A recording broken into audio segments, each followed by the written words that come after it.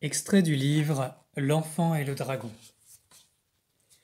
C'était il y a bien longtemps, dans le sud de la France. Il y vivait un magicien et son fils. Un jour, lors d'une balade dans les plaines, l'enfant dit à son père : « Papa, c'est quoi une étoile ?» Le magicien sourit silencieusement, son doux regard caressant le ciel. Il répondit : « Mon fils, je vais te raconter une histoire qui se déroula il y a bien longtemps. C'est l'histoire d'un jeune garçon qui un jour rencontra un dragon. Cela se produisit lors d'une balade en forêt, où le garçon avait pour habitude de jouer. Alors que celui-ci s'amusait avec les branches d'un chêne, il entendait une voix. « Pas si fort, je viens à peine de me réveiller. » Le garçon leva la tête et aperçut un merveilleux petit dragon bleu aux yeux jaunes flamboyants. Celui-ci paraissait sortir d'un profond sommeil, et ses yeux étaient un peu plissés. « Qui es-tu » demanda le garçon. « Je suis un dragon, » répondit le dragon.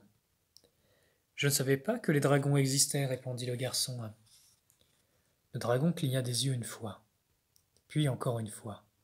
Après un profond bâillement, il répondit : « Si tu peux me voir, c'est bien que les dragons existent, non ?» Le garçon le regarda d'un air perplexe. Puis après un long silence, il lui demanda : « Tu veux bien jouer avec moi ?» Le dragon parut surpris, puis il acquiesça joyeusement, en faisant de petits gloussements de satisfaction. C'est ainsi que le garçon et le dragon devinrent les meilleurs amis du monde. De nombreuses fois, le dragon laissa le garçon monter sur son dos. Ils volèrent ensemble, plus haut que les montagnes. Lors de l'une de ces excursions aériennes, le garçon s'exclama : « Oh, que la terre est belle !» « Oui, dit le dragon. Quand on prend de la hauteur, la terre dévoile sa beauté. Tu sais, elle est comme notre mère à tous. » « Ah bon ?» dit le garçon. « Bien sûr. Regarde ces arbres fruitiers au loin. C'est la grande mère qui a fait pousser ces fruits, pour que tous ses enfants puissent se nourrir. » « La grande mère ?» questionna le dragon intrigué. « Oui, la grande mère, le grand esprit, qui vit en tout et partout, celui qui fait pousser les arbres, tomber l'eau du ciel et donne vie à tout. » Le garçon n'avait jamais entendu parler de la grande-mère ou du grand esprit. Alors, il questionna le dragon. « Mais qu'est-ce que c'est ?» Le dragon répondit paisiblement.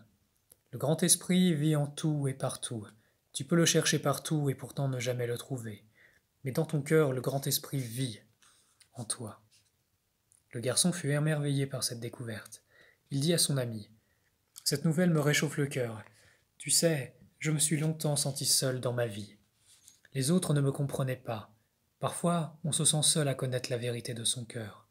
Aujourd'hui, je comprends que le grand esprit m'aime et qu'il t'a envoyé pour que nous soyons amis. » Le dragon acquiesça en hochant la tête doucement. « Oui, tu sais, moi aussi, je me sentais seul. Je suis le dernier des dragons. Tous les miens sont repartis. Alors, j'ai appelé de tout mon cœur, de toutes mes forces, un véritable ami.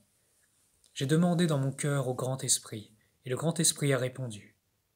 La première fois que je t'ai vu, mon cœur s'est mis à battre, et j'ai su en te voyant que le grand esprit avait répondu à mes prières. » Les larmes de joie coulèrent sur leurs deux visages. Tant d'amour de la vie leur parut grand. « Tu sais, dit le dragon, beaucoup aiment entasser et garder des trésors, mais ils ont oublié le plus grand des trésors. »« Quel est ce trésor ?» demandit le garçon.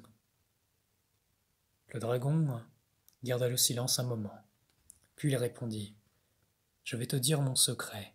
Le plus grand des trésors, c'est l'amour. Une vie bien vécue est une vie où l'on a beaucoup aimé. Le seul trésor que tu emporteras dans tous tes voyages, c'est l'amour que tu as fait grandir dans ton cœur. Les moments que nous passons ensemble sont précieux, et nul trésor n'est plus grand que ces instants que nous partageons ensemble. » « Tu as raison, répondit le garçon. Jamais je ne pourrai acheter ces moments ensemble. Je pourrais être le garçon le plus riche du monde, je serais le plus pauvre si je ne savais pas aimer. » Ils continuèrent ainsi leur voyage silencieux.